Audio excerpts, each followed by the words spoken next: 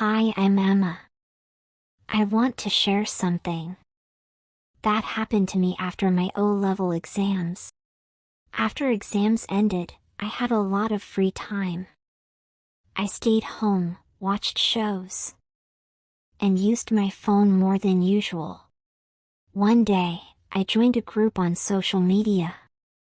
People there were talking about school, hobbies, and random things. I made a few online friends. We chatted, played games, and shared memes. Then I met a guy named O'Neill. He sent me a message saying, "Hi, I liked your comment in the group. You seem nice." I replied, and we started talking more. At first, he was friendly and funny. He said he was my age and lived in another city. We talked every day. He asked me about my school, friends, even my favorite food. After a few weeks, he started acting a little different. He asked me to share more photos. He also got upset if I didn't reply fast. Once, he said, "If you really trust me, you'll tell me everything." I felt weird. I didn't want to be rude, so I just kept talking less.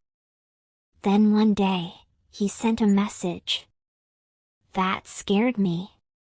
He said he had screenshots of our chat and photos, and might share them if I stopped replying. My heart dropped. I didn't know what to do. I never thought someone would try to control or scare me like this. I couldn't sleep that night. My hands were shaking. I didn't want to tell my parents at first. But then I thought of my dad. He always says, "You can tell me anything. I'll listen." Next morning, I went to him and said, "Dad, I think I made a mistake." I showed him the chats.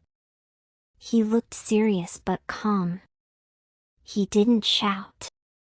He sat beside me and said, "Thank you for telling me. I'm proud you didn't hide it." He called a family friend who works in the FBI cyber unit. We blocked O'Neill, saved the messages, and reported his profile. They told us his real identity was fake. He wasn't a student at all. He had done this to other girls too. In the end, nothing got leaked. We stopped it before anything worse happened. But I learned a big lesson. Social media can be fun, but it's also risky. Not everyone is honest. Some people act kind just to fool others. Now I'm more careful. I don't talk to strangers online.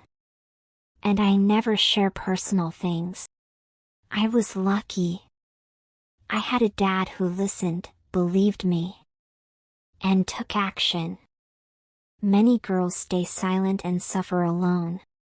So if you're reading this and something feels wrong online, don't stay quiet. Talk to someone you trust. Ask for help. Your safety matters more than anything. That's my story, and I hope it helps someone else.